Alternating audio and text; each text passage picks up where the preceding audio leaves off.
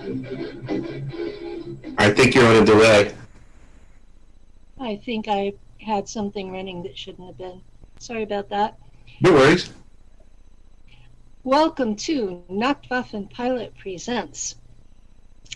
And today we have Eric J. Hecker back, and we're going to be talking about various CIA projects, most of which, well, we're at least going to start off with Project Stargate, which was the remote viewing program that was run by Ingo Swann and Russell Targ. And this is all declassified CIA information. So you're not going to necessarily be targeted for listening to us. Right? This one should be allowed to remain on the internet, technically. Yeah, well, we all know that what is allowed and what isn't are often two different things. Yes, and a lot of things as of late are being scoured voraciously, so we'll talk about this today and we'll see what everybody thinks about it tomorrow, apparently. Oh, I'm going to state for the record for the audience, Mr. Hecker was unceremoniously and without warning dumped from Facebook completely, and his page that was called Deciphering My Experience was deleted with him. So we have no idea what it was he said that pissed them off, but it did. Yep. So and so, you know what? Maybe it's for the better. We'll find out. I'm not going to lose sleep over it. I mean, it's Facebook. We all know that it's a double-edged sword. So you know what? It cut me. Do I need to get entangled with it? I don't know. I guess I'll go in another direction and see what happens. If people are interested in learning about the truth and following along, by all means, I'm not completely erased off of the internet yet. And fine folks like yourself are still engaging with me and sharing my stuff to the by all means. So I think it's a beautiful thing that as a community that we can pull together to hopefully keep connecting the dots against the forces that we know are lining up to prevent that from occurring. So be kind, like, subscribe, and share. This is the new modern way of supporting each other. So if you guys can simply do that for me, I would appreciate it. Yeah, you need to read the words because most of our audience is on radio and can't see it. Oh, I got you. My YouTube page is Deciphering My Experience. All together is one word. And if you want to find out more about what I've been discussing and my experiences and what I've seen, take a look. Check out the video. If you have questions, by all means, put them in the comments. If you think that there's other people that could be helped by the information that I'm putting out there, please put it in front of them so that we can all communicate and paint a bigger picture. I think of it like we're all artists, like working together on a giant painting, and each of us has the ability to come in and, put a couple of strokes to canvas. And when we all work together to do that, we as a community start making a big picture of what's going on. None of us have all of the answers. And none of us own the canvas. Correct. The truth is the truth. We've only been given a limited perspective of that truth. So yeah, absolutely. We don't even own the real estate, the paint. We're just a perspective. We're all trying to help each other out. And I personally have this feel that the more the merrier, as long as we're all speaking our honest truth and not what we think people want to hear. Understood. And yet it amazes me that sometimes, like you see in comments and exchanges, it amazes me sometimes that people still have this mindset of stories needing to match. Yeah. It blows my mind that, somebody would say, oh, well, if you were in the SSP, tell me this. And, oh, that story's different than that person's story. And it just makes me laugh, because if you were flying by the Earth and you grabbed an Earthling and you said to me, tell me exactly what Earth is like, and you did that to how many Earthlings? How many different stories are you going to get? Are they all liars? Yeah, I had to explain recently to someone why our details don't match up. Mm-hmm. In my personal story, I was born. At 4 years old, I was taken to Langley for 5 years. Then I was taken to Mars for 25 years. Then I was on a ship for 25 years. Mm-hmm. Then I was brought back to 4 years old on Earth.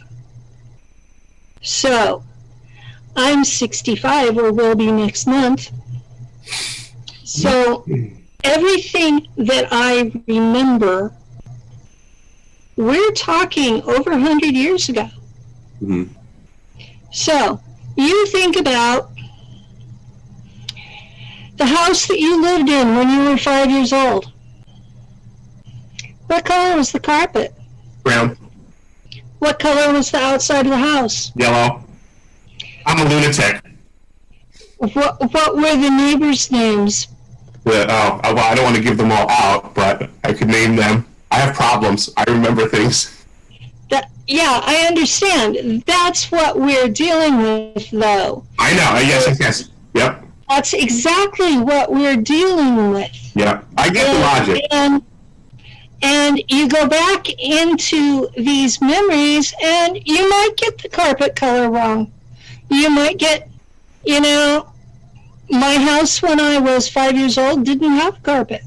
Mm-hmm. It had linoleum floors all through it. We were 3 children and 2 parents in a 2-bedroom house when I was 5. And my father built a teepee out of 2x4s and concrete. Nice. And that was in the backyard. So, and when we first moved there, the house we had lived in before had been a trailer house. And as a 5-year-old, I didn't know it had termites.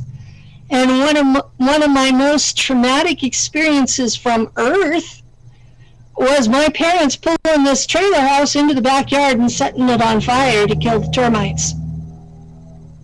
That's one way to do it.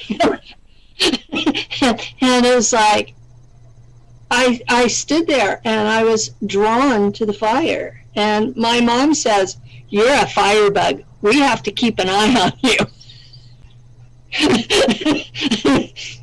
So, but yeah, I had the draw into the flames at 5. Now, did that come from SSP, or was that something that would have happened anyway? I don't know. Well, I mean, there's some interesting things that go with fire, because lest we forget, it is plasma. So there are attributes that can be played with it. Yes, and I was used to playing with plasma on Mars. Mm-hmm. So that's what ran my ship, my fighter plane. Where it had a plasma engine, so I was used to playing with plasma. Mm-hmm. So. Yes, anomalies on Earth. So we're going to be talking about a program that you have reason to believe that you were involved in. More so than ever. So, yes. Now, for our audience, Eric is not at the final stages of remembering everything. Eric is at the stage of, I have these memories and I'm trying to figure out what the hell they were. And he's been doing a lot of research to go along those lines. So as we go along these interviews, and I hope there will be many, he's going to be giving out more and more information from his personal research, verifying his personal memories.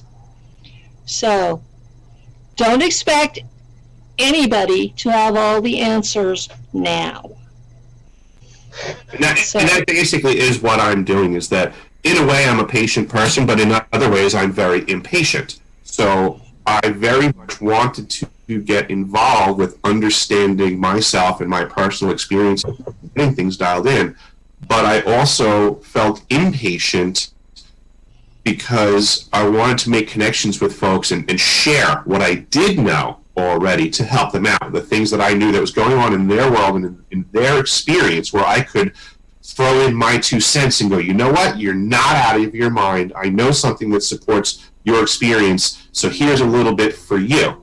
But now that brings me into the conversation, and then people start to question me and where I've been, and it's like, I can only tell you what I know so far. And just like you said, I don't have all of the answers, but my pieces are mine, and you can't take that from me.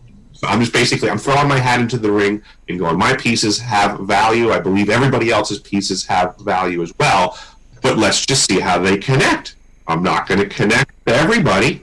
It's not going to make sense for everyone, and my piece won't fit every other piece, but it'll all make it into the big picture.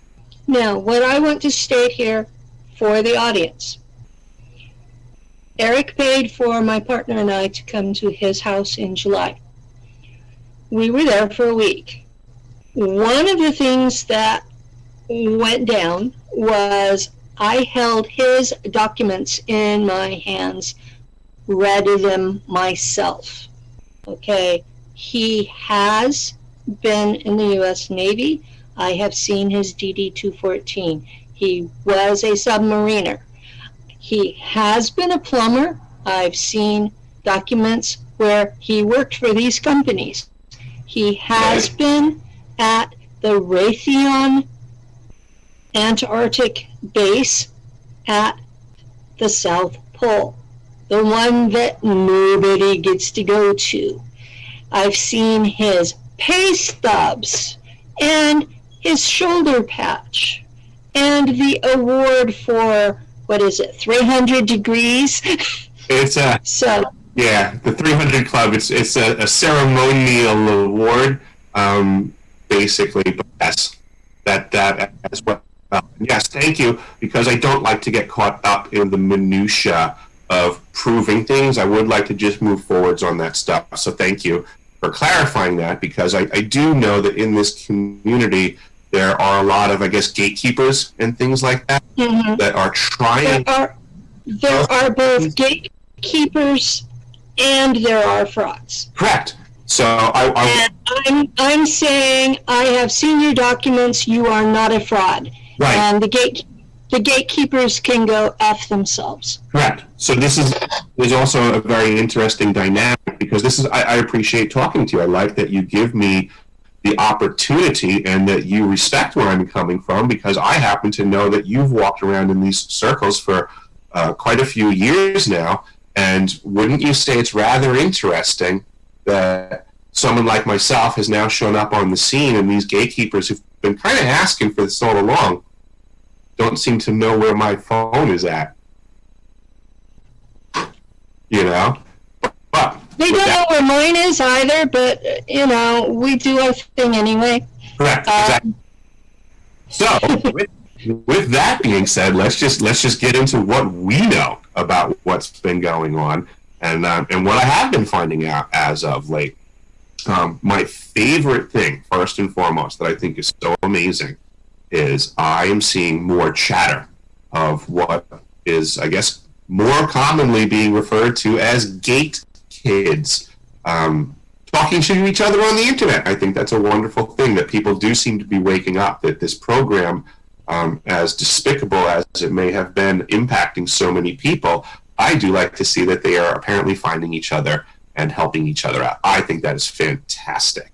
So I agree. There's nobody that can help you better than someone else who was there. Oh my God, it's so good to have peers. People really need to understand the value of having peers.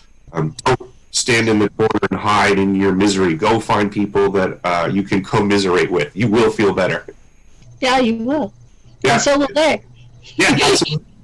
So I've had a bunch of people reaching out to me in the comments and through Gmail and stuff like that. So I think it's fantastic. I have a couple more people that I plan on interviewing with and sharing this stuff. I'm glad that we have this forum here, the Global Enlightenment Radio Network.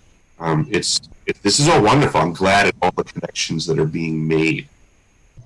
But I found out recently through some of these people that are communicating now that the techniques for the remote viewing, they're not that easy to come across. You know, the actual training, they're for sale. You know, this is. I have copies as PDFs. Well, it's a combination of PDF and a video. And I have real trouble with it because part of my particular skill set is bilocation, which is so much easier for me than the protocol for remote viewing. So, yeah, I had a hell of a time with remote viewing. Yeah, remote viewing is a very technical process. You know, Yes.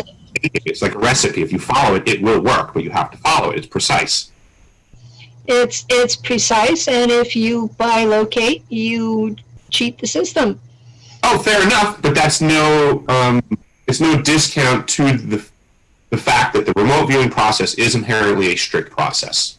It is. It is so strict that it was scientifically verifiable, and the programs that are under the umbrella of Stargate had an 85% accuracy rate. It was so high that the CIA was charging other government agencies for their services with this one program. This one program was paying for beaucoup others. Yep. This is one of the things that I came across that was, I guess, a massive reconnect for me was some of the steps that I've been coming across in the remote viewing process are, I mean, it's dead reckoning. As I'm seeing them now, it's like, oh yeah, I remember doing that now. The ideograms, for example. I have never in my life heard that term, I would say, since grammar school. Apparently, I mean, it's not a common use term, it's not a common activity to write some things down and then manufacture what appears to be a senseless squiggly line and then discern a whole bunch of magical information out of it. You know, a lot of people wouldn't really get what's going on there, but yet, you know. Yeah, I was in a different program and we did that too. And I've gotten into trouble when I was in school, and I'm a generation older than you are, and the schools were not equipped for a child like I was, and I'd be sitting there taking notes in squiggles during class, and they were like, "What are you doing, girl?" It's a different way of doing things, and it's something that now, from my perspective, right?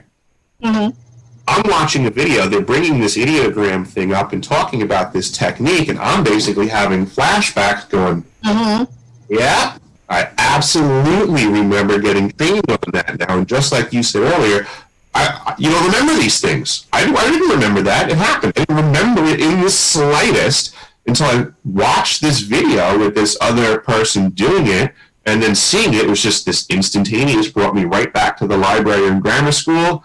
And that whole idea, and I've said this in other videos, I mean, this is literally me deciphering my experience in real time on your show, is that previously I have discussed, I think it might have been on Elka's show, I'm not sure, that part of the issue for my childhood perspective of what was going on in that library was they weren't explaining to me what was going on.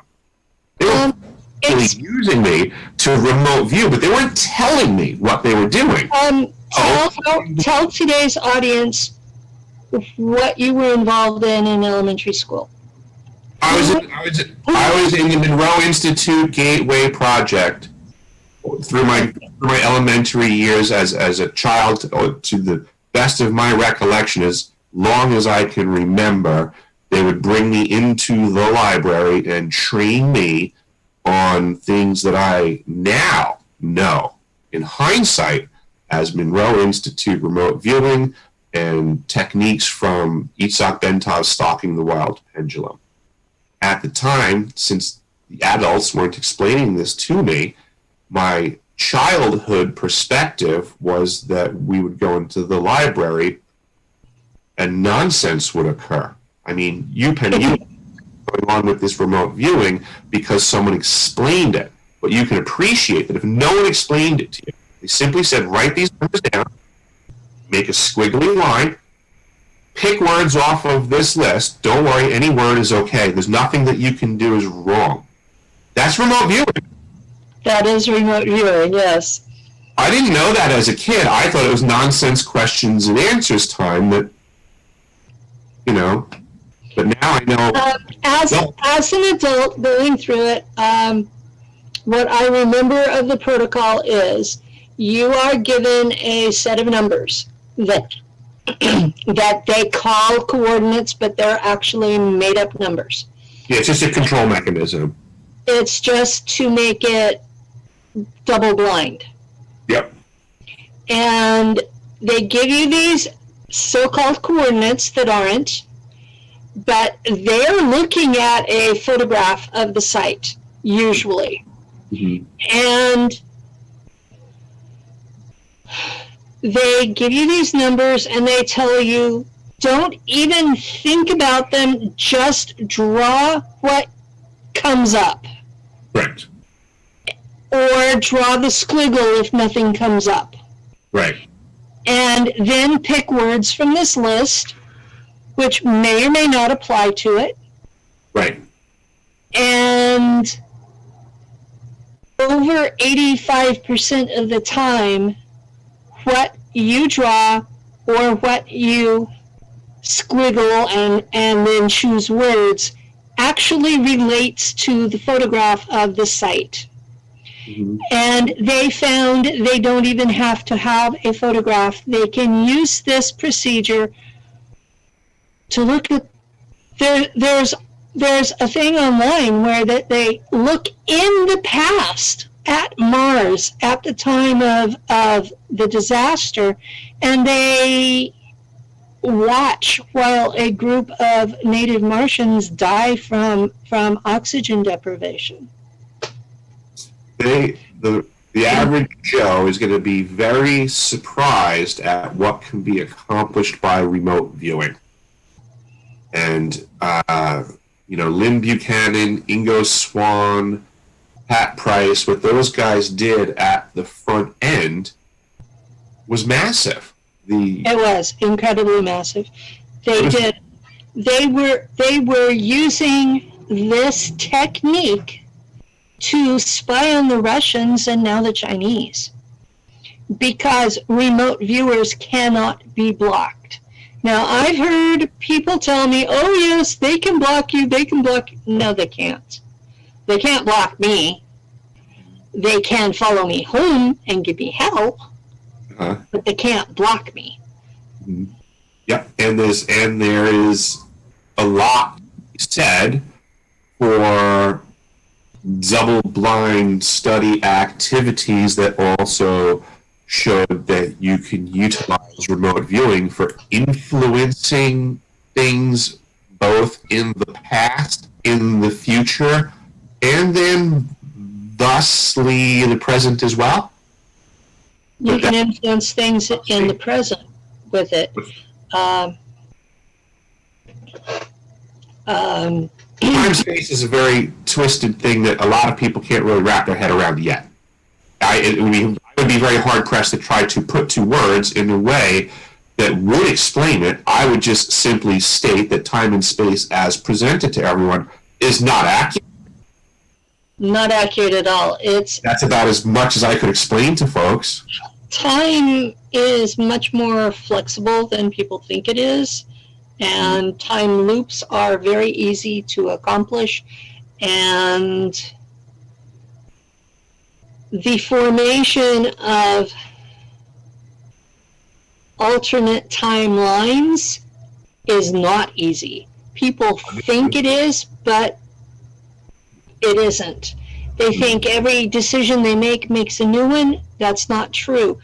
A timeline is a sentient being and resists change. So with that being said, would it be fair to extrapolate from that logic that once this difficult task of manufacturing an alternate timeline has been accomplished, that the removal or collapsing of that timeline would be similarly challenging? Yeah. A lot of the issues that we're facing in the world today are because there is a synthetic timeline that certain groups are trying to apply over our organic one. I can imagine.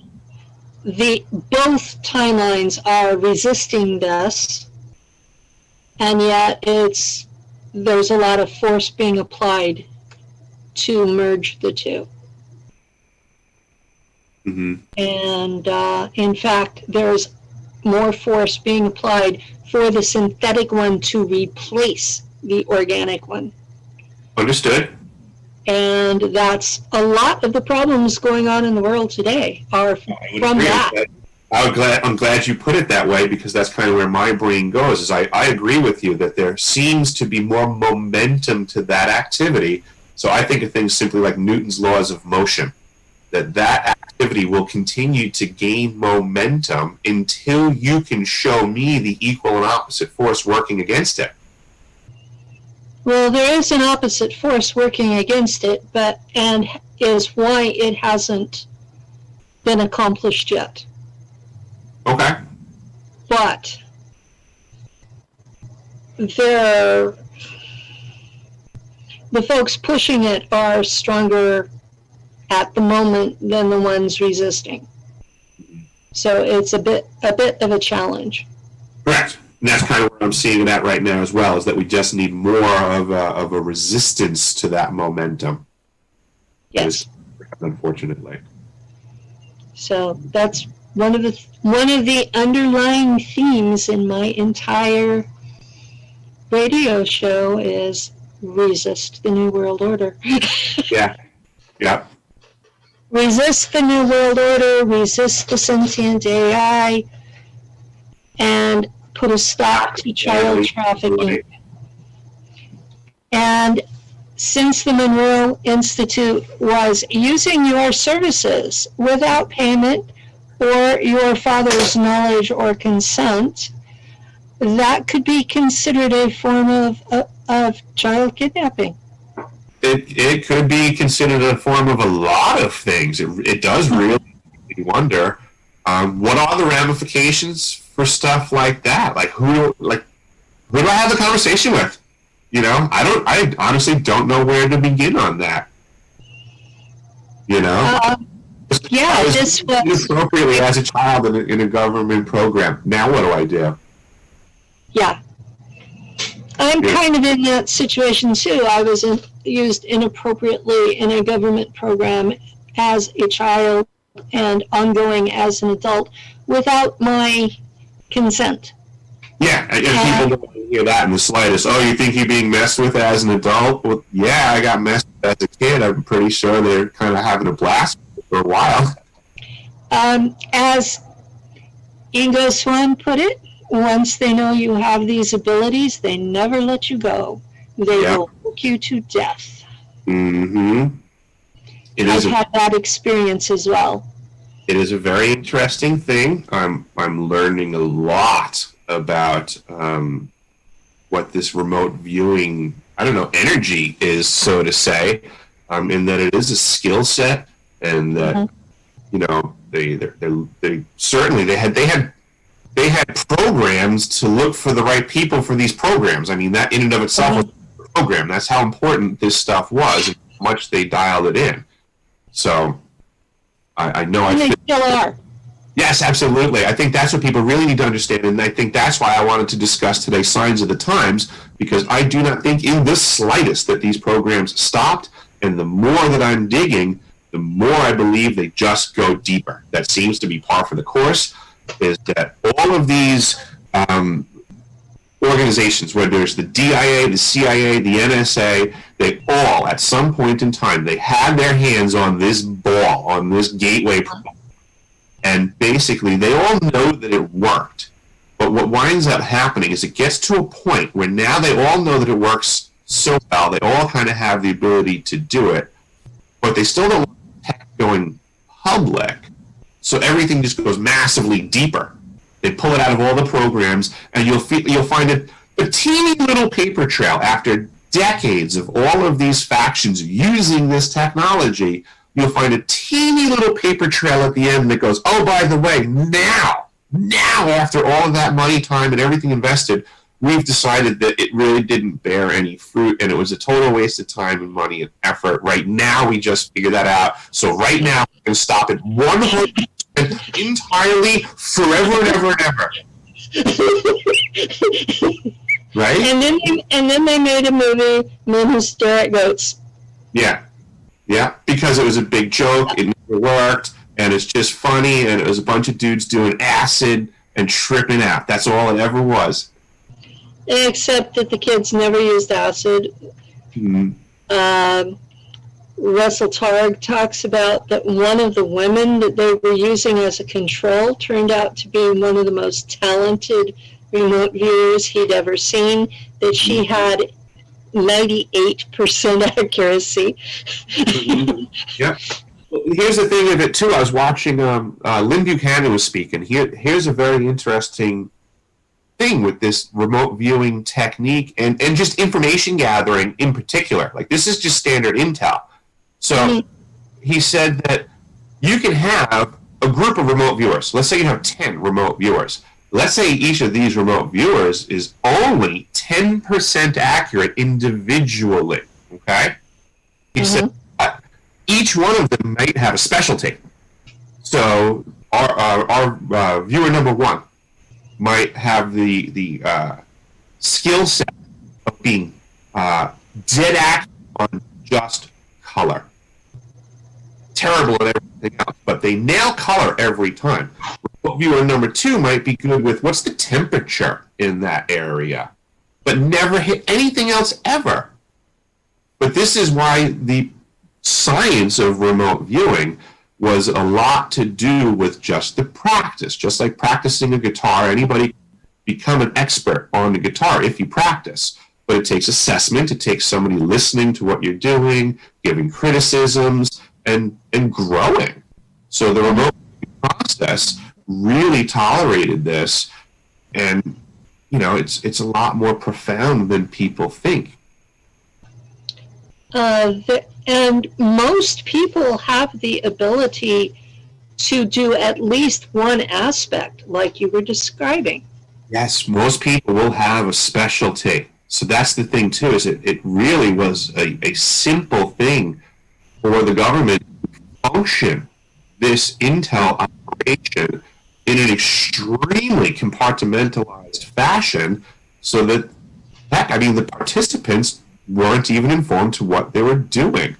And I've produced the consent forms for Stargate states very clearly that the participants do not have to be knowing. It said in it they can be knowing or unknowing participants.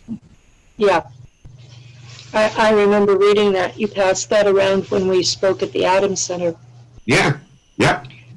It also doesn't have an age limit on the participants. Too.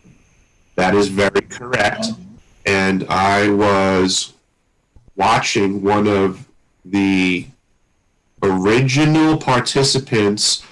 His last name was Dames, if I remember correctly. Oh, yes. I know him. So I email with him. Oh, excellent. I've been picking up some RV techniques from his training and everything. His training is rather expensive, but works. 10-4. and like I said, these are all very technical things, and this is why it's hard to come by, because it's copyrighted technical information. But the stuff that I'm finding is interesting from him. And then in one of the videos, he was doing an RV session with a 12-year-old boy. And in the session, the boy was doing an exceptional job. Dames was congratulating him, you know, being a good person to he was handling in the exchange. And basically, the boy, in the exchange of giving him kudos, he said, "And how is it that you've gained this confidence in this skill set?" And the boy answered, "Well, he's gained his confidence because this is something that he's been practicing now for many years." Mm-hmm. So again, it just, and granted, this I believe was a relative of Dame's. So I'm not trying to impress that this was a child that was there unknowingly or in any way, shape, or form under duress. I'm just trying to intimate that the program can be ascertained and functioned with ease by a child. I think we need to mention here, because so many of these psionics type programs are based on genetics. Remote viewing is not. There are people on YouTube of every race and gender who are practicing remote viewing with incredible results. Yes.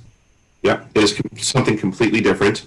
It is, I would say, more natural. Yeah. It's more natural than telepathy and some of the other abilities that are out there. Mm-hmm. And I'm not knocking any other system, like you had mentioned. There are some shortcuts, and I will say that's life. That happens, right? But just like in life, shortcuts oftentimes come with pitfalls, and I do believe that the technical aspect of the remote viewing process, people should consider that has afforded almost like a technical safety aspect to it. It's a safer way of working this information by following this technical process. It is effective. It does take more time, but in a way, it's more of it's more craftsman-like. It's more confirmable scientifically. That's part of the process. If you are doing remote viewing properly, it is a referenceable science. Yeah, it is. Where bilocation is not. Fair enough. There's no way I can prove to a third party that I was actually bilocated and one place physically and another place consciously. And in the grand scheme of gathering intel, I would say it doesn't really matter. If you came back with the right info, I couldn't prove you weren't there. Right? That's kind of what remote viewing did. This is what the Stargate program was doing. Was they didn't care. They were not asking the question, how does this work? They were very convinced that remote viewing worked. They were not. My program did care how you did it, because you had to do it their way. And if you didn't, there were punishments. Oh, well, I agree that the process for the program needs to be followed, but again, it was just for the express purposes of getting the function out of it, not describing how they got the function. You know, it's like if you have a manual of operations that teaches you how to drive a car, you're certainly going to get in and follow the manual because that's how you drive a car. But that manual and those directions don't necessarily explain to you how the engine works. This is true. Stargate program didn't give a damn how the engine worked. They just wanted to drive the car. Exactly. And I'm trying to explain that for the people who are going to ask us how the engine works. Right. It's completely in their paperwork. They did not care. They were going to sidestep that 100%. They were taking it for granted. There's something going on, and it is going on. They can prove it's going on, and all they cared about was, I guess, not weaponizing it, so to say, but as an intel tool, so to say. They wanted to... They wanted to utilize it. Utilize it would be better. To have it as part of the toolbox available to all of the intelligence agencies, and they were charging for it. So this was an actual thing. I'd be very interested to see the numbers on that. If you could ever come across anything that shows the rates. I have something like that in my files, but it's from the 50s. Now, when I was at your house, we talked about how the program changed names over time. Do you have that information on the top of your head, or on a... I know a lot about it. Do you have a more specific question? My specific question would be, at what years was it called Stargate, and then switched to something else, and then switched to something else, and at what year did you lose track of the records? I could not tell you right off the top of my head at which point each of them changed, but it seemed to be about maybe every 5 years it would swap from one department, so whether it was DIA, CIA, Army, Air Force, Navy, whether they called it scanning, whether they called it grill flame, whether they called it Operation Center Lane. Basically, every time it would change hands or get a security clearance change, they would also have to change the program name. And a lot of this had to do, from what my studies show, was the funding. That it was kind of a hot potato. It was a hot topic. People didn't want to have their programs aligned with it for two reasons. One, it totally worked. That gave them great intel, and that also brought them great attention. So it was almost like it brought too much focus on their department, it seems. Like, these are people that are in top secret stuff. And it's shining a flashlight on them. Yeah, so it seems like from what I'm gathering is that a lot of these people were really excited that they got a hold of this technology. They were like, wow, this is amazing. It's the most amazing thing in the world. But then the problem was that it caused everyone to then focus on what the heck they were up to. And that would just destroy whatever it was they were now trying to accomplish. So it was like everybody needed to figure out a way to work with this technology, but convince everyone they weren't working with this technology.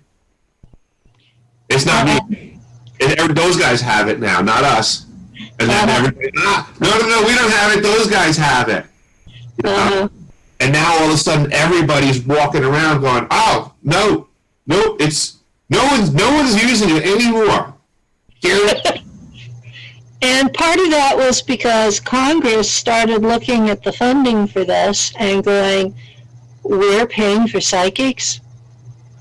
Yeah, well, funding is something that the American people are going to have to really wrap their heads around in the not too distant future, because it's really silly. It's so silly that people really believe that the way Congress cuts checks and the way these organizations use that money is as presented. So I'm sorry, if you think that the Congress cuts a check to the CIA once a year, I don't know, $70 billion, I don't know, what's the ridiculous number? What do you think it is? I'll yield to whatever number you think it is. What do you think the CIA gets a check for every year?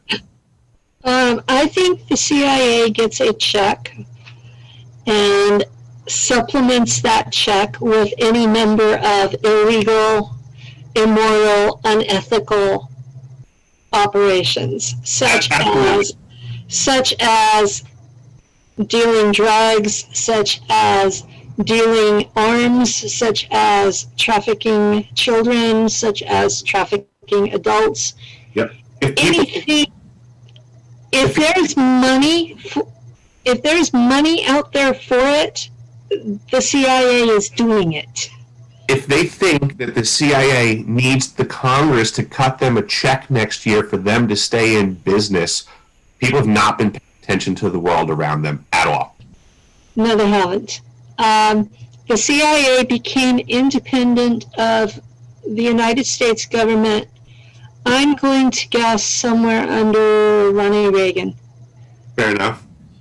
And that was at the point, just after the point of the Church Commission, where the Church Commission, named after Senator Church, had the investigations into MK Ultra and into the CIA assassinating foreign leaders. I almost think back just a hair prior to that. Think about when Carter was in there and the Trilateral Commission and the Council on Foreign Relations people came flooding into his stuff out of nowhere. Wasn't that when George Sr. was head of something? George Sr. had been part of the CIA from before the time of the Kennedy assassination. Mm-hmm. And he worked his way up the ladder, and when he ran for president, there were a lot of people who refused to vote for him because he had run the CIA. Mm-hmm. And I was one of those. Yeah, it just makes me wonder, with him in such proximity to that time period, if it was just maybe a hair closer. Yeah, he was.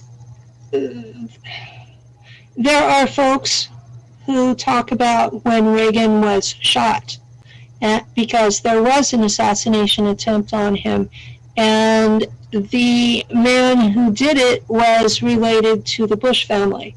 He definitely had connections. Yeah, absolutely. And so he's still in a mental prison facility for shooting Reagan. And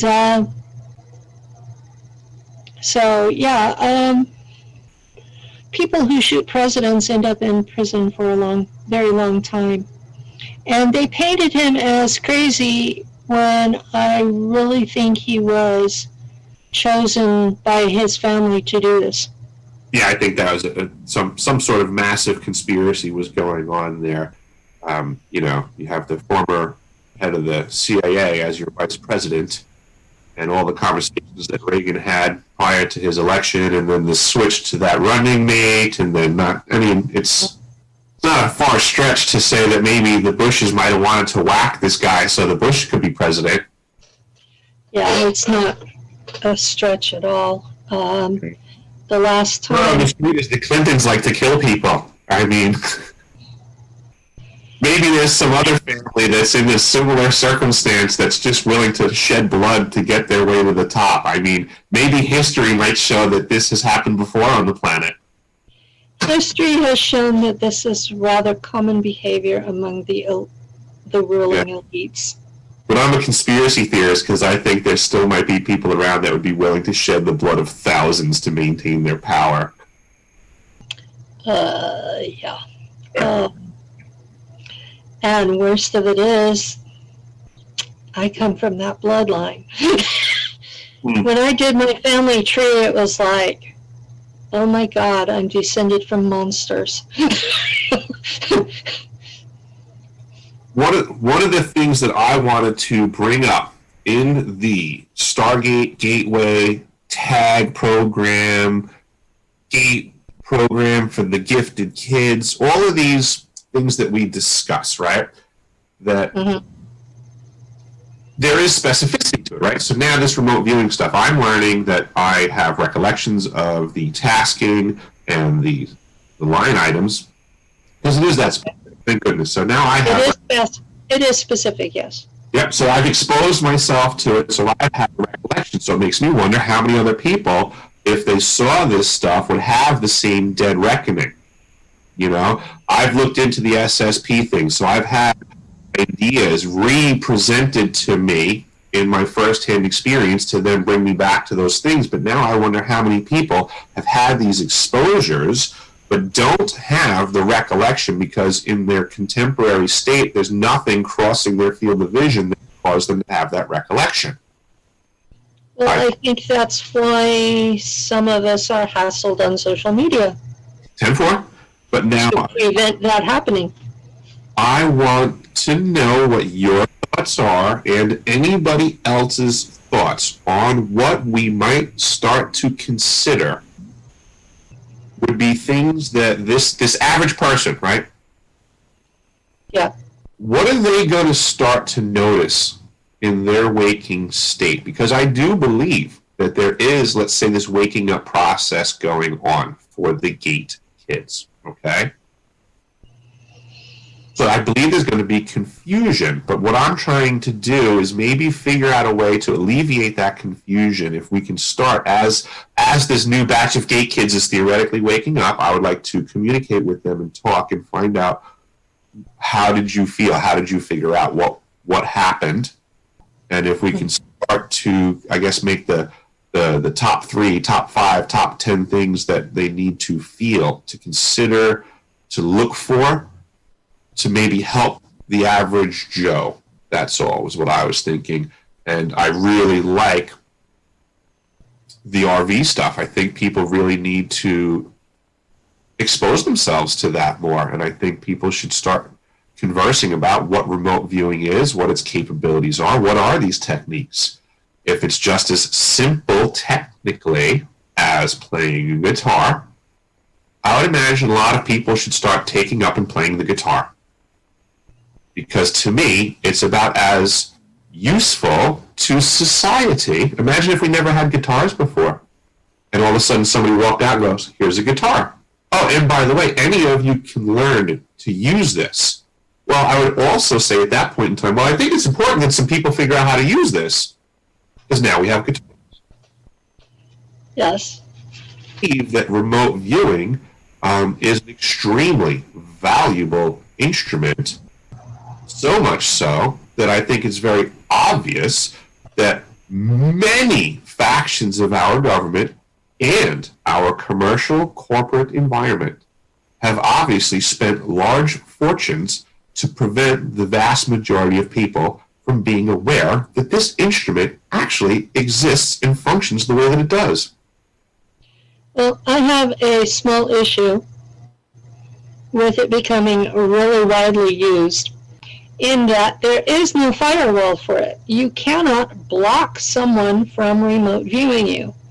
And in March, I had a real issue with someone remote viewing me in my home, lying about what he saw, and then I caught him remote viewing me in the shower. And yes, if you can bilocate, you can see other people who are bilocating. Mm-hmm. So there has to be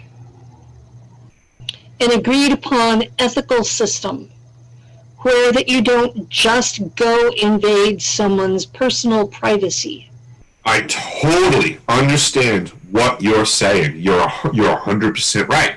This is the challenge of this new paradigm that we're entering, is that this is how strong this technique is. You're right, it cannot be blocked. There is no firewall. That presents massive challenges because it presents us technically in a world where there's no such thing as secrets. There's no such thing as personal privacy. Correct. Because this man was looking at my body in the shower. I get that, and this, I mean... And as a female in a society that does not generally value us, mm-hmm. This is predatory behavior. In our society, I understand that would be our mental challenges. But as you know, off this planet, out of this society, many would consider that a hang-up because they function in these circumstances where they would say, and what? What's the issue? Because they're already doing this. They already live in this non-privacy environment. They already have this ability to interact and engage in this way. They're already doing it. We're, I guess, in a way, a rung down on the ladder. I don't know how to put it. But at the same time, as long as the society treats females as prey, or vice versa. Oh, totally understood. I mean, that's a massive. And there needs to be some sort. This whole issue has to be addressed. You are correct. It can no longer be swept under the rug. As far as I'm concerned, this entire planet is from top to bottom. My description of this planet is it's extremely abusive to the human children it makes, because I don't see any of them getting out unscathed. Mm-mm. So with that being said, that was something that humanity is in charge of this planet, because humanity wouldn't treat humanity this way. Humanity is not in charge on this planet, and I can't prove it to anyone's satisfaction, but the system as it was presented to me is that humanity is underneath the Anunnaki, who are still here, and that they are underneath the Draco, who have been just coming in, collecting their taxes. They do not have a hands-on relationship with us, and that they are underneath the Guardians, who are the military police of the Galactic Authority. This is the hierarchy that we live under. Now, humans tend to call Anunnaki angels. They're not. They're 3D physical beings. Humans tend to call Draco demons. They're not. They're 3D physical beings. And the Guardians are also 3D physical beings. So, I do not spiritualize it at all. But everybody around me does. Yeah. I just think that that's a quick way to scapegoat the conversation too soon. It's unfortunate that, people like to jump to deity and religion and stuff like that. And that's because they can't deal with the physical reality of it. Or they don't have the answers, I find. That's what they use when they lack answers to things. They fill in the gap with God and deity and religion and Mm-hmm. Wow, that's a simple answer to everything.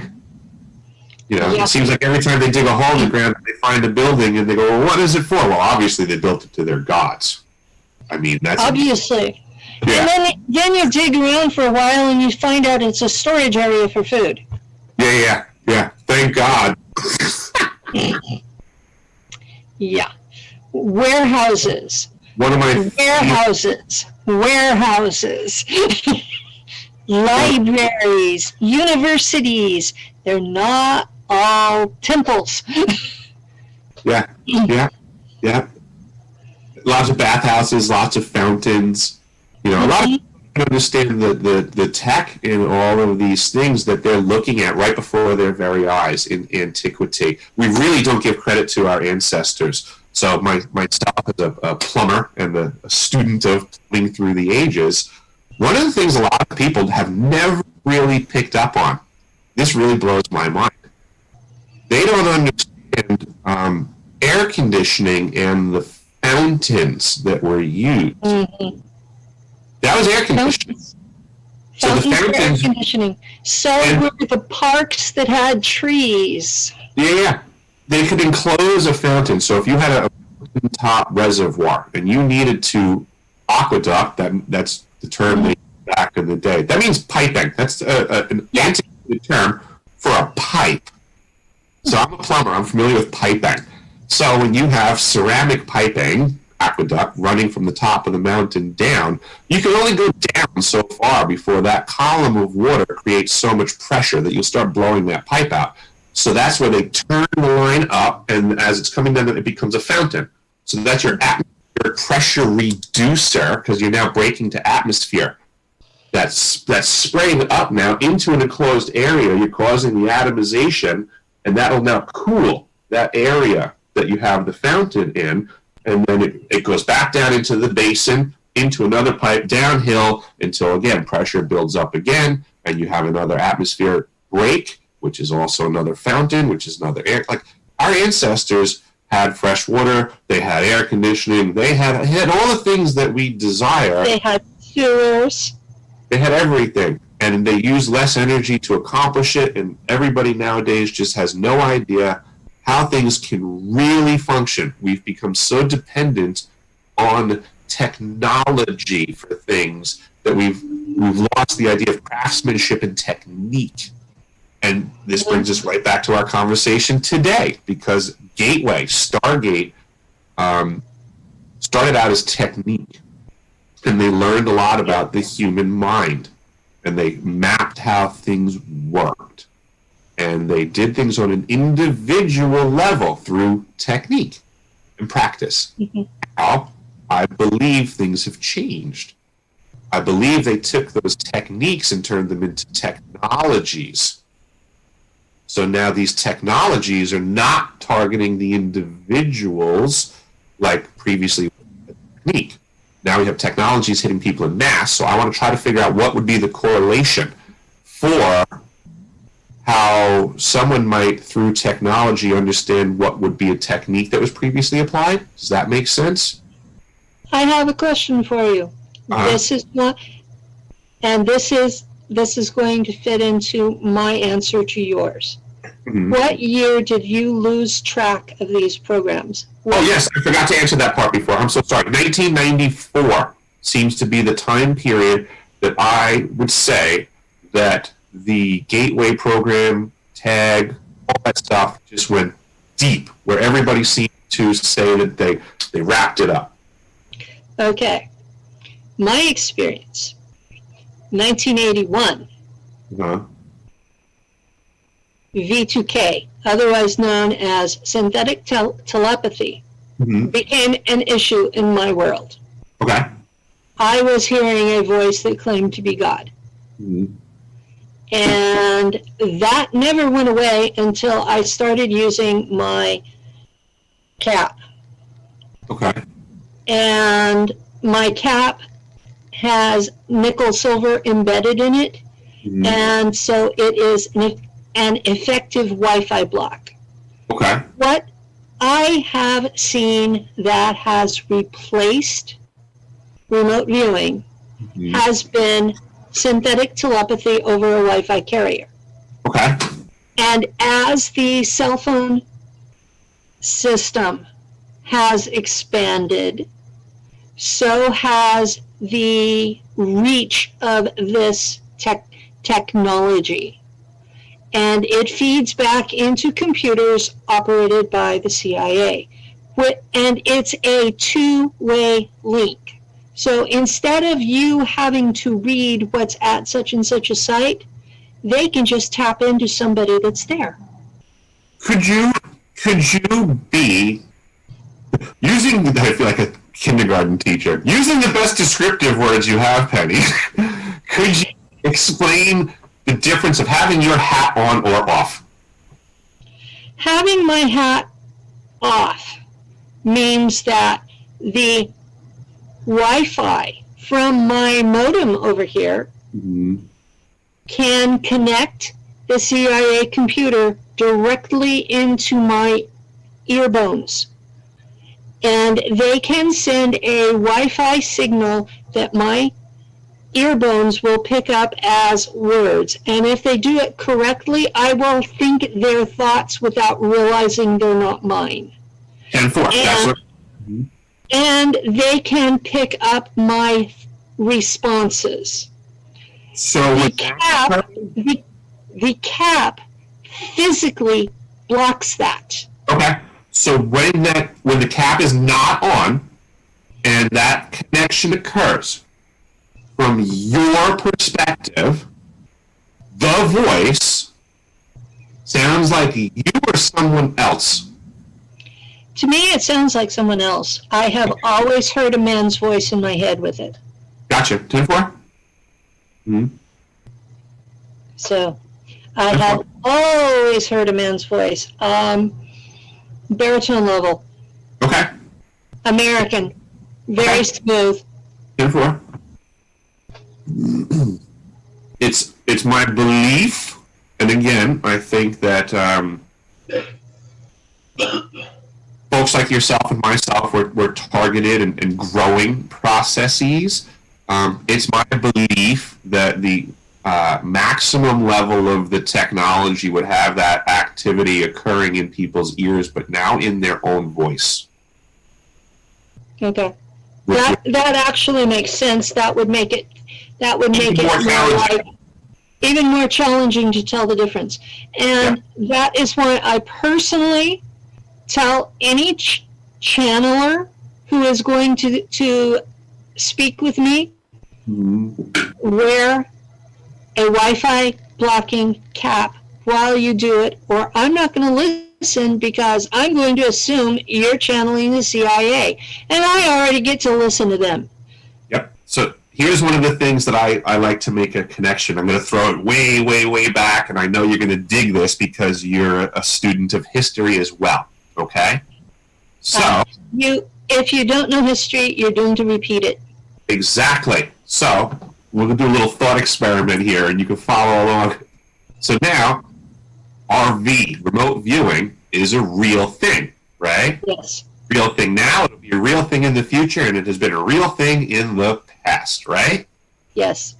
So, in antiquity, if there was a time period where remote viewing had been flourishing because the people were trained and more advanced, however you want to put it, right? A society that did have remote viewing plentiful in its society. So they would be, like you stated earlier, without privacy. Yes. Okay? And yet we're also told that in antiquity we had, a fall of man. Okay? Yeah. The fall of man that's based on sex. Well, yeah, and yes, there's lots of ways to look at it. But ultimately, in all of the ancient mystery schools, most of the ancient mystery schools, there's a very common theme, which I would suggest might be remote viewing oriented. You know this term. Know thyself. Uh-huh. Because I would suggest that the ultimate power that could be wielded through both the technique of remote viewing or the technology that has grown from it would be that if you're not extremely careful, if that voice in your head sounds like you, can you divine out your own original thoughts from your own? Can you know thyself that well? If I had the ability, I had a device where I could type into my computer and it spoke to you in your head, in your voice, I could give you very challenging days. To put it mildly. To put it very mildly. And yet, that technology would be very desirable for folks to figure out. The technology was trying to coerce me into killing myself. Oh, understood. So we're talking about extremely challenging days. And imagine if it was in your own voice. That would be a lot more challenging. That would explain the high current suicide rates. Mm-hmm. And that's my curiosity, is that I'm concerned that if these technologies do exist, do the people that would be impacted have the wherewithal to resist? And I would suggest no. I mean, who's going to be able to... This was used in... that they don't know is happening, and especially... This was used in warfare in 1989. It was used on the Iraqi army during the war in Kuwait. And they not only heard the voice in their head, but they were given a holographic picture of Allah standing over the American soldiers while they were hearing a voice in their language telling them, I am Allah, put down your weapons and surrender. I had never And heard, they did. I had never heard the hologram part of that story. The rest of it I was familiar with. I had never heard anyone say the hologram part of that story. If you could share a link or something with me on that one, I would just really appreciate it. I'm not doubting you. I just want to. I'll have to hunt it down. But okay, that's cool. That's a good one. I never heard that part because I am aware that I'm completely aware that technology does exist today and is intended to do things like that. So this is the first I've ever heard of it actually being used in the battlefield way back then. There were stories way back then of our American planes heading for Baghdad to end Saddam Hussein during this 1989 war, and they saw archangels blocking their path. Now, I personally would question, were those holograms as well? Very possible. Yeah, at this stage of the game, the technology exists. So questioning things and asking for more info, I would say, is always advisable. This technology has existed for a hell of a long time. It became public, what, about 15, 20 years ago? Yeah, if that public is a relative term.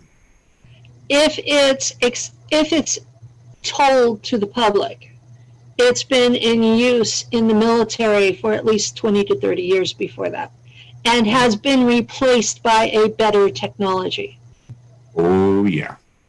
It's actually, I came across, I was following some tech stuff, and there were some folks discussing quantum computers and processing and Intel transfer. Okay. And again, this is my experience, so I'm just going to put it out there. These are the things that I'm learning. They were discussing that quantum computers, and in the future they'll use an info stream where it's a single line of photons, basically. So that if that photon stream if someone attempts to tap it, that when they have this technology in the future, that by trying to tap this photon stream, it allows the end user to know that someone's trying to tap their info. So you will be to be informed when someone is attempting to gain access to your info. It gives them the choice to, I guess, change their info or shut it down, but then, the people, but that's how Intel works. But the really interesting thing was they were discussing this new idea of how to do this, and again, with clarity that it's in the future. And I'm sitting here watching this, and I'm going, that's not, I was trained on this. I've done this. I've worked on this system.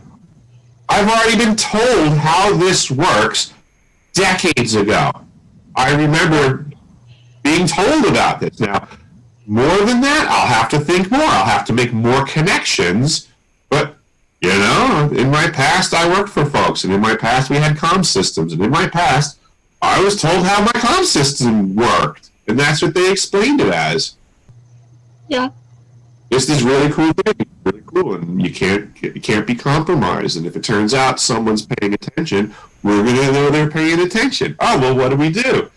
Turn it off? No, we don't turn it off. We change the info stream.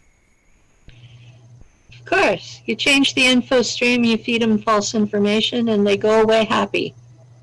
Yeah, and then you pay attention to where that info shows up. I mean, it's just exactly. I have people in my world that I'm pretty sure that they're disinfo agents. And so I feed them stories that are technically true, because I don't lie to people on purpose.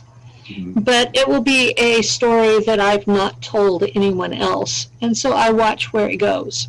Yeah. And that's something I learned to do as a church mouse. Because churches are full of good people that would never gossip about each other, right? If you believe that, I have a bridge in Oakland I'd like to interest you in. Oh, bless your heart. I love that phrase. And from your older part of the world, it would be a bridge in Brooklyn. Yeah. Yep. Yep. Yeah. A bridge in Brooklyn I'd like to sell you. Yeah. That's a very old phrase. Mm-hmm. And I adapt it for California. But yeah, everything that I have investigated my entire life, it hasn't taken very long to scratch down to a layer that is absolutely pure corruption, and churches are no different. Mm-hmm. Even your local congregation. Mm-hmm. Start looking into how money is actually spent, and you will find corruption. Start looking into who has influence in that congregation, and it will always be the person who is donating the most. Yeah, and lest we forget, my Stargate program happened in the parochial school that I was attending, which was, now in hindsight, extremely shady. And in part of my research, I mean, that facility was odd. I mean, there are things happening to me that shouldn't have been happening, is what it is. So now it's on my radar. Yeah. I went to California public schools back in the 1960s, and there were a lot of things going on there as well, including once a year I would be pulled into the principal's office for a week, and usually there were from 6 to 8 other kids brought in at the same time, and we would be given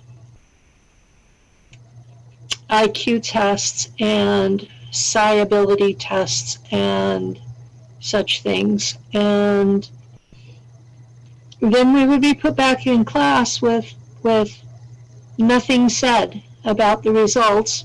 Mm-hmm. My father would I would tell my dad what was going on, and he would contact the school afterwards and ask for the results.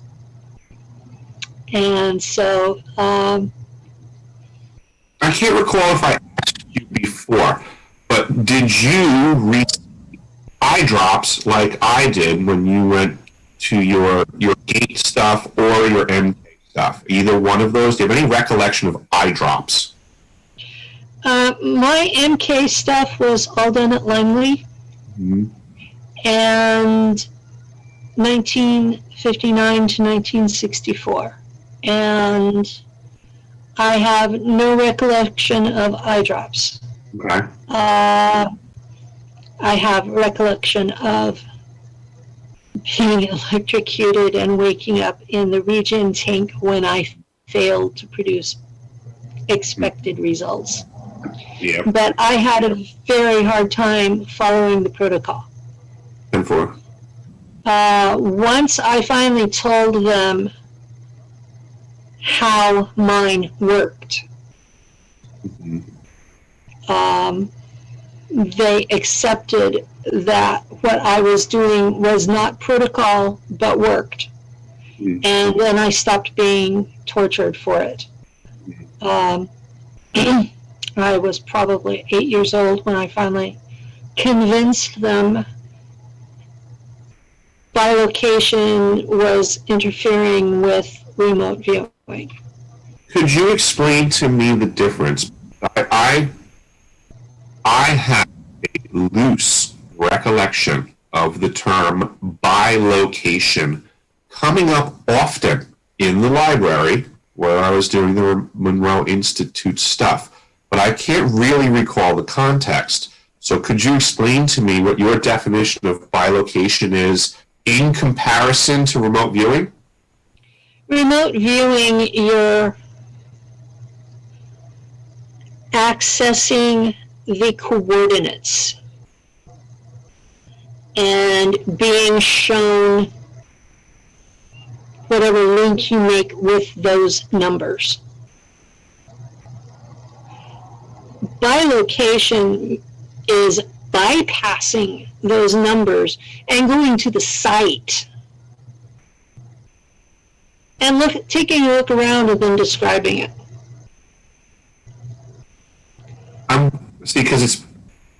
I'm trying to put together with what I know of myself and what I know of other things. And I'll just be straight with you. I was a punk kid.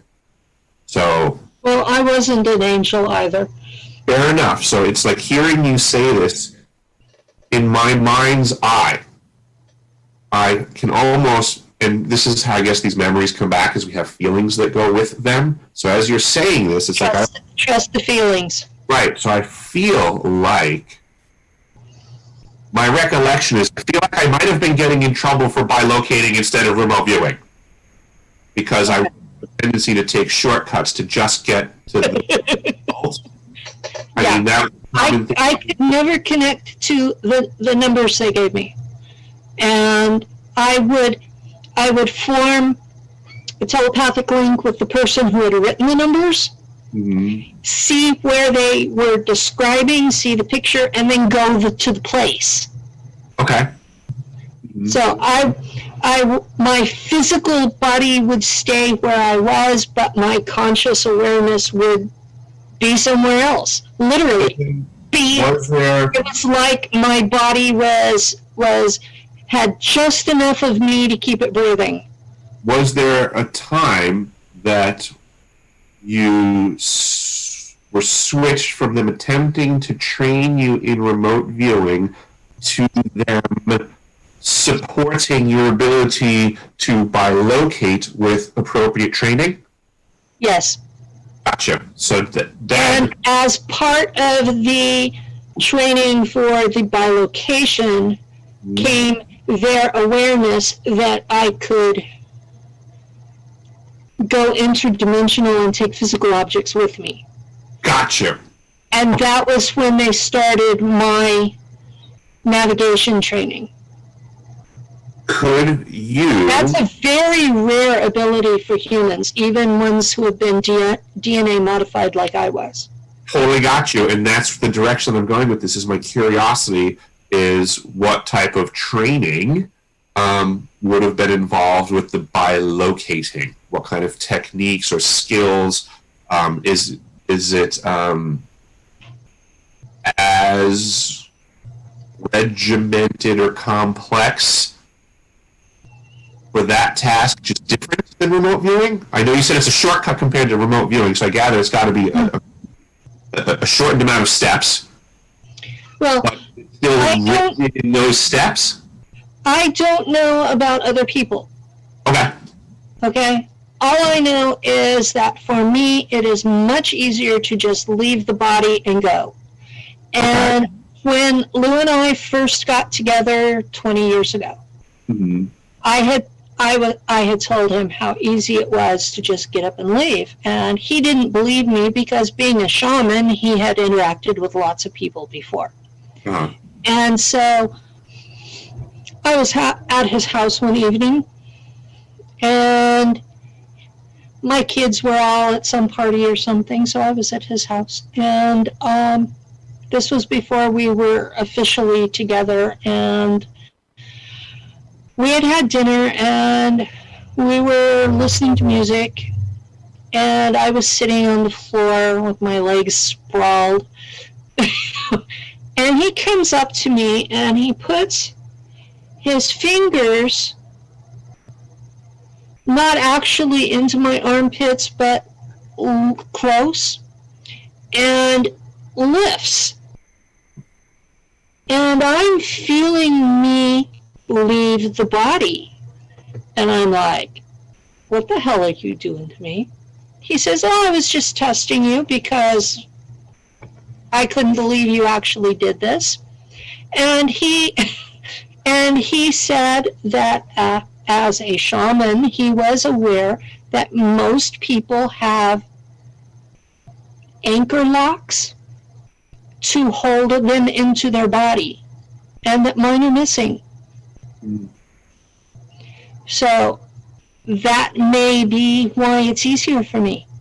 Could very well be. So this was a good 13 years before my memories of space were activated by the NSA. So I have had these anomalies all along. It's not like it was a big shock about space because I didn't understand that those programs actually existed. But knowing about the space programs explained the anomalies. You actually brought up something that I want to discuss, which is aside from the topic of the day, but more in the big scheme of the whole SSP programming, and on a personal level, I think you're going to get a kick out of this. Okay. You mentioned to me and before that you had been, as you mentioned with the NSA, your I think you said your remember code or your awaken code. Yeah. At one point, my remember code is used. Yes, thank you. Your remember code was used, and you had divulged that, if I remember correctly, right? There was a time. And am I correct that you said was it Wizard of Oz? My original programming with the mind fracture was based on Wizard of Oz, at least for the first primary altar. Gotcha. Now, different altars can be programmed with different things farther along. Oh, dang it. Then my news is maybe not as awesome as I had hoped. But, okay, that was my explanation for why the Trina Sophia of Saint Germain. Oh yeah, I wanted to talk to you about that too. Just when I read that at your house, it was like my altars were just rolling through like a Rolodex was being spun. And I never wanted to bring that book up again until you were ready to talk about it. I bought my own copy. It has pictures. It's sitting here. I have not gotten the courage up to read it. I was very happy that you were profoundly impacted by that book, but I also understand that, when things happen like that, it's challenging. I went blind in my left eye for over an hour. That was terrifying. I like that. I had absolutely no control over it. I have figured out that it was the words in Hebrew that triggered it. Strong language. So apparently some of my altars were programmed with that book. Not currently going to divulge, because obviously I will keep that close to my chest for the time being. But I was very proud of myself to figure that one out before being utilized against me, so I can certainly strengthen and be more prepared. This is the benefit of communicating with folks and deciphering my experience in real time, because people are being very helpful and connections are being made. So I want to thank the folks. I've been more careful about exposing what my remember code was because it was used for others as well, and I don't want to dump them awake like I was. Understood. Mm-hmm. I'm trying to be more responsible as I go through this process. I mean, you know as well as I do, when you first come into this world, you're freaking out and you just can't stop talking. Understood. Yeah, it's a montage of complexity that's very hard to wrap your head around. It's very hard to find a spot, so to say, where you can just simply sit down, breathe, and try to get comfortable with just like a fraction of the things that could have potentially impacted someone by being in these programs, by being in these families, by this stuff, like, it has a statistical background. If you're from this type of family, if you have this type of lineage, this type of blood, well, guess what? You're going to start hitting all these check marks, and there's only a matter of time before, guess what? You're in the program. You don't have to like it. You don't have to know about it. You don't have to remember anything about it. That technically means the program worked correctly. Yeah. Those of us who remember, it means something happened wrong. Right. It means they fucked up. Or the way I look at it is something happened right. In my case, I was a happy little truther, and all of a sudden, the NSA decided to activate my altar. I'm going in the direction that maybe that this power, right? Mm-hmm. Let's look at it like a Pandora's box in a way from their perspective. They go taking children and teaching them this power, right? Yeah. This equation, we have a room full of people and a power being wielded. In your assessment of humanity, which people in that room do you think would maintain the highest level of morals? The children or the adults? The children. Right? Mm-hmm. So if Because somebody... the adults are doing this to children in the first place. Correct. So, who are the people with the power in the room? The children. Wrap your head around that one for a while. There's good intentioned people with massive power at a particular period of time. Yeah, they've got And you're a lot saying of the timelines, you said earlier on that timelines are hard to build. Uh-huh. I'm going to suggest that the high moral standard of the integrated minds of children of yesteryear may have functionally applied their intents and accomplished a lot for us. Oh, yeah. And that we may be seeing signs of this through the waking of these gate kids. There's another term I'm seeing get thrown around the internet as of late. I'm curious if you've heard it, what your familiarity is, or your thoughts on the idea. But the term cicada or a cicada agent being applied to these... I haven't seen that one. The idea is that these children did accomplish something in as so far as giving themselves a skill set, an out, and a time period that they would re-emerge like a cicada, like a locust, that they would just bury, go deep and down, take their everything, just go away, and they will be back. Well, let's hope they're on the side of humanity when they do. I would imagine that their morals wouldn't tolerate anything other than wanting to help children. Well, that's my main goal for all of my disclosure, was getting this stopped at being done to children. It would appear to me that this is the time period where that mentality is waking up. Good.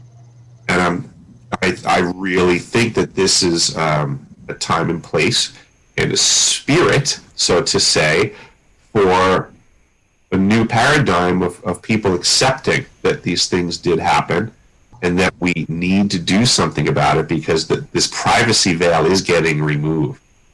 And they're not going to be able to hide. I mean, the program's not hidden anymore as available.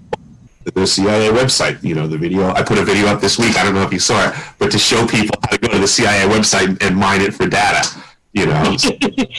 I went through a phase where I was doing that, and I recently shared my, I have a Google Drive that has the background for a presentation I do. I have it's basically not just the bibliography, it's the whole files for each of the things that I reference in that presentation, plus supporting data.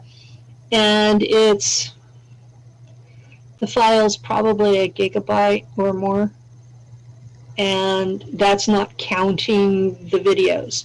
And those of you who know about the size of PDFs, you know that it's jam-packed. I recently shared that with Sonny Irvin. And he came back with oh shit, you have done work. So There's so much information out there. most of it's about Stargate and Grill Flame and the various morphing into of this particular grouping. But some of it is about mind control and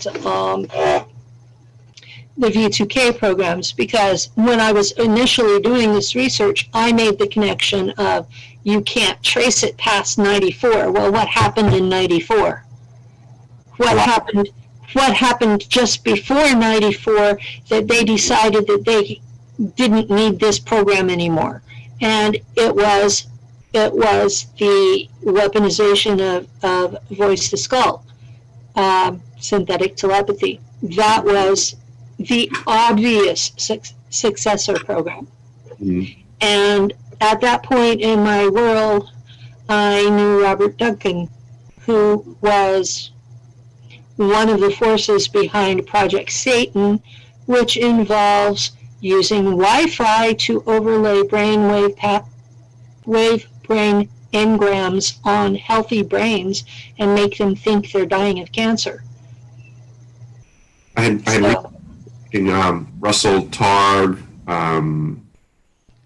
Paul Smith, and a couple of other gentlemen from the original remote viewing program.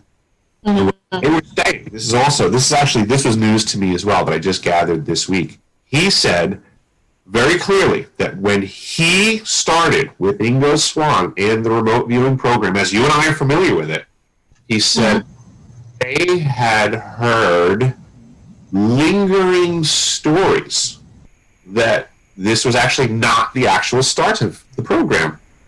That there were programs that were completely based in the United States Navy submarine program, because they obviously always considered communications to a submarine to be challenging and critical, so there was no stone left unturned ever when it came to the possibility of being able to commute with submariners. That those programs have always been going on at the highest level of technology, and that he was saying that he specifically was working with programs for the United States Navy submarine service where they were working on being able to flash lights into his eyes to then have another submariner on the boat be able to see those flashes and then interpret accordingly and then communicate thus. We mentioned earlier in our personal communications that I had contact with folks from various secret societies that the world knows as Illuminati. One of those men that I've had contact with presented me with an idea that I'm exploring. It's pretty hard to do all of the research online, so I can't give links at the moment. But his statement that I'm looking into was that all of these programs were started in the 1800s. And they were joint American and German programs. Mm-hmm. That the Sonora Aero Club was one of them, with the anti-grav engines. But that all of the programs that we now talk about from the 1950s to the 1990s, that all of these had predecessors in the 1800s, and that when the CIA started doing them, they said, oh, those guys don't know what they're talking about, and redid them. Mm-hmm. Mm-hmm. So I'm looking into finding the evidence for that. So these programs may be 100 years older than we think.